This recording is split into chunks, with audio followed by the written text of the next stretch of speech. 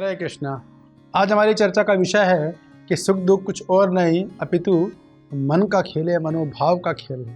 तो साधारणतः हम देखते हैं इस भौतिक जगत में हर व्यक्ति सुखी रहना चाहता है, दुखी कोई नहीं रहना चाहता है। तो सुख दुख और कुछ नहीं, हमारी चेतना पर निर्भर करता है कि हमारी चेतना आध्यात्मिक है या भौतिक है। जिस हद तक हमारी चेतना भौतिक रहेगी उस हद तक हम उसी सिचुएशन में दुखी रहेंगे, और जिस हद तक हमारी चेतना आध्यात्मिक है उस हद तक उसी सिचुएशन में हम सुख में रहेंगे। क्योंकि हमारे पास शास्त्रों का ज्ञान है, हम चीज़ों को समझ रहे हैं कि जीवन क्या है, मैं कौन हूँ, भौतिक जगत क्या है, प्रकृति कैसे कार्य करती है, काल कैसे कार्य करता है, कर्म कैसे काम करता है, कैसे भक्त लोग इस भौतिक जगत में रहते हैं, वो सबका हमें ज्ञान रहता है। तो सुख दुख केवल मन का खेल होता है कि हमारा मन का मनोभाव का। एक ही सिचुएशन में कोई व्यक्ति सुखी रह सकता है, कोई दूसरी सिचुएशन में कोई व्यक्ति दुखी रह सकता है।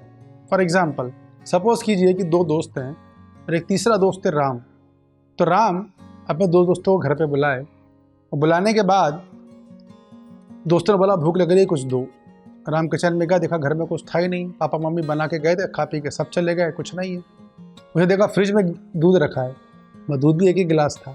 अभी क्या किया है, तो राम ने जल्दी से दूध को उबाला, गर्म किया, भगवान को भोग लगाया और गुनगुना दूध बढ़िया, उसमें थोड़ा सा देसी घी डाल के आधा आधा गिलास दोनों को दे दिया और दिया कांच के गिलास में। अभी देखिए राम के दो दोस्त थे, एक है मोहन और दूसरे का नाम है ऋषि। अभी देखिए, तो राम ने आधा आधा गिलास दोनों को दे दिया। मोहन को दिया तो मोहन ये सोच रहा है, अरे क्या इतने दूर से हमको बुलाया आधे गिलास दूध के लिए, इतनी भूख लग रही थी हमको, अरे भाई अरेंजमेंट करके रखना चाहिए, क्या आधा गिलास दूध दिया है। तो मोहन आधे गिलास दूध को देखकर दुखी हो गया कि उसे आधा गिलास दूध मिला है, परेशान हो गया वो। ऋषि ने देखा, अरे देखो, ऋषि ने जब देखा कि मुझे आधा गिलास दूध मिला है, मैं तो इतना भी मैंने से कोई कर्म नहीं किए, कोई मैं इतना अच्छा आदमी नहीं हूँ कि आधा गिलास दूध मेरा पीने का हक हो। देखो राम कितना अच्छा मित्र है मेरा, कितना मेरा ध्यान रखता है, किसी जाके मेरे को आधा गिलास दूध दे दिया। इतनी परेशानी में कि घर में कुछ भी खाने को नहीं है समहाउ, फिर भी इसने खुद ने नहीं लिया और मेरे को आधा गिलास दूध दिया है। तो मोहन के मन में कृतज्ञता आ गई, ऋषि के मन में कृतज्ञता आ गई राम के प्रति, और उसी सिचुएशन में ऋषि बहुत खुश है, प्रसन्न है आधा गिलास दूध पी के, जबकि मोहन आधा गिलास दूध पी के दुखी है। अभी देखिए एक ही सिचुएशन है, लेकिन खेल सुख और दुख मन का खेल है। तो जीवन में कोई भी सिचुएशन आए, हम पे डिपेंड करता है कि हम उस सिचुएशन को परसीव किस तरीके से करते हैं। सारा खेल उस पर होता है। जैसे कि एक शहर में बड़ा धनी व्यक्ति रहता था, बड़ा उसकी आलीशान कोठी थी एकदम, शहर में उसका नाम था। सबसे बड़ी कोठी किसी की है, इस सेठ की है। शहर में सबसे बड़ी कार किसकी है, इस सेठ की। शहर में घुसते ही आप किसी से भी पूछ लें सबसे बड़ी जमीन किसकी है, इस व्यक्ति की है। तो सेठ कुछ समय के लिए बाहर चला गया, और जाने के बाद वो लगभग 1-2 महीने बाद आया, और जैसे ही वो उसने गाड़ी अपने घर के सामने, महल के कोठी के सामने लगाई, तो घबरा गया एकदम उसके सर पे एकदम चिंता की लकीरें खिंच गई। क्यों? क्योंकि उसने देखा कि उसकी इतनी बड़ी कोठी में भाप करके आग लगी हुई थी। पूरी कोठी में चम के आग लगी थी और धुआं निकल रहा था। चारों तरफ मोहल्ले वाले खड़े हो गए थे, और ये सेठ ने जैसे देखा गाड़ी से भागा एकदम। मैं उसने देखा कि मैं कुछ कर नहीं सकता, क्योंकि आग बहुत ज़्यादा लग चुकी है। घर में घुसने का मतलब है आप खुद को जला लेना, मरने की पूरी संभावना है। तो वो आसपास के लोगों से गिड़गिड़ाने लगे, भैया देखिए, बताइए मेरी, कुछ भी करो, किसी तरह मेरे मकान को बचाओ, मेरे मकान को बचाओ, बहुत मेहनत से मैंने मकान खड़ा किया है। तो बड़ा दुखी हो गया, रोने लगा, विलाप करने लगा, टेंशन में हो गया, बहुत ही बदहवास सा हो गया, बौखलाने सा लगा। देखिए जब आदमी बहुत मेहनत से किसी चीज़ को बनाता है ना, तो उससे वो आसक्त हो जाता है, और आसक्त जब हो जाता है वो चीज़ अगर जाए तो उसको बड़ी पीड़ा, बहुत कष्ट आता है। तो बहुत घबरा गया एकदम। पीछे से ऐसा बड़ा लड़का आया और उसने बोला कि पापा कोई चिंता वाली बात नहीं है, आप आराम से रहिए। अब तो उसको और गुस्सा आ गया, अरे कैसे आराम से रहो, मैंने कितनी, तुम्हें क्या पता, तुम्हें तो बनी बनाई चीज़ मिली है, मैंने खुद मेहनत, खून पसंद की कमाई से एक एक कौड़ी, एक एक पैसा इकट्ठा करके मैंने अपना मकान बनाया था। देखो धू कर रहा है, रोने लगे, बार बार विलाप करने लगे, बेहोश होने लगे। उसने कहा पापा कुछ नुकसान नहीं हुआ। क्यों? क्योंकि मैंने, आप थे नहीं बीच के दौरान, तो ये मेरा इस व्यक्ति से सौदा हो गया, और समहाउ वो इस मकान की जितनी कीमत हमारे पास 4 गुना हमें देने को तैयार हो गया। तो हमें 4 गुना कीमत इसकी मिलेगी, तो घबराने की कोई बात नहीं, आप निश्चिंत रहें। और जैसे ही उनको बोला तो सेठ जी एकदम आराम हो गए, आराम से खड़े खड़े उस कोठी को देख रहे, जल रही है, किसी को कुछ नहीं बोल रहे। उनका चित्त एकदम शांत हो गया, एकदम स्थिर हो गए, क्योंकि अब मन की दशा बदल गई है, मनोभाव बदल गया है कि पता है कुछ नुकसान नहीं है, 4 गुना पैसा ऑलरेडी बुक हो चुका, हमारे पास आने वाला है। तो बिल्कुल मन शांत हो गया उनका। और वो लड़का चला गया बड़ा वाला। तो दूसरा लड़का आया उनसे छोटा वाला, और उसने बोला पापा आप मकान जल रहा है, धू हो रहा है, इतनी मेहनत करके आपने मकान बनाया और आप आराम से बैठे हुए हैं टांग पर टांग रख के, कुछ करते क्यों नहीं, कुछ कीजिए।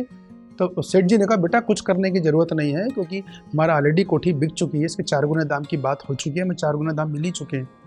तो उस लड़के ने पापा अभी दाम वाम कुछ नहीं मिले हैं, अभी तक केवल बात हुई है, चर्चा हुई है, अभी कुछ हमारे पास उसका कुछ बयाना नहीं आया है। और कौन इस जलते बयाना आता अभी तो हमको वापस देना पड़ता, क्योंकि वो मांग लेता। इस जलते मकान को कौन लेगा, आपने ऐसा कैसे सोचा? कुछ करना चाहिए आपको, आग लग रही है उसको बुझाने के लिए प्रयास करना पड़ेगा, फायर ब्रिगेड को बुलवाइए, कुछ लोगों को बोलिए कुछ तो करें।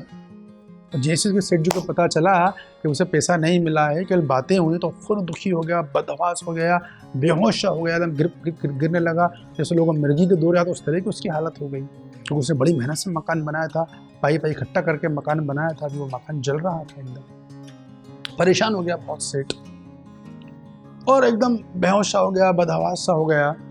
फिर दूसरा लड़का चला गया, फिर तीसरा लड़का आया, उसने बोला पापा आप घबराओ मत, अभी कुछ हमारा कुछ नुकसान नहीं हुआ। बोला बेटा पागल हो क्या, तुम्हें पता है मैंने कितनी मेहनत करके, कितना संघर्ष करके, कितना पसीना बहा के, दिन रात एक करके अपना पेट काट काट के मैंने मकान बनाया है, ताकि हम लोग आराम से रह सकें। और तुम बोलो आराम से, कोई चिंता मत करो, कुछ नहीं होगा। तो सुना हाँ पापा मैं भी सेठ जी से बात करके आया हूँ, सेठ जी ने बोला कि देखिए मैं बात का पक्का हूँ, चूँकि मैंने कहा था कि मैं मकान खरीदूंगा, अगर मकान जल भी गया है तो मैं मकान की पूरी कीमत दूंगा, जो जितना मैंने कहा उतना पूरा पैसा मैं दूंगा, तो आपको पूरा पैसा मिलेगा। और देखिए एडवांस रूप में मैं बोनस भी लेकर आया हूँ 25 लाख रुपए, बाकी का पैसा हमको मिल जाएगा बहुत जल्दी, कुछ दिनों में वो दे देंगे, क्योंकि वो अपने पुराने ज़माने के लोग हैं जो वचन दे देते हैं, पीछे उससे हटते नहीं, प्राण जाए पर वचन न जाए वाले फॉलोअर हैं, उनका अनुयायी है इस सिद्धांत के। तो जैसे ही सेठ जी ने सुना, सेठ जी फिर तुरंत खड़े हो गए, शरीर में ऊर्जा आ गई, एकदम बिल्कुल शांत होकर ला भाई पानी पिया, कोल्ड ड्रिंक पिया, आराम से बैठे हैं, टांग पर टांग रखे, कोई चिंता नहीं है, सामने देख रहे हैं 25 लाख रुपया पड़ा हुआ है, कोई तकलीफ नहीं है, बाकी का पैसा कुछ दिन में मिल ही जाएगा। तो मकान की 4 गुना कीमत मिल रही है उनको।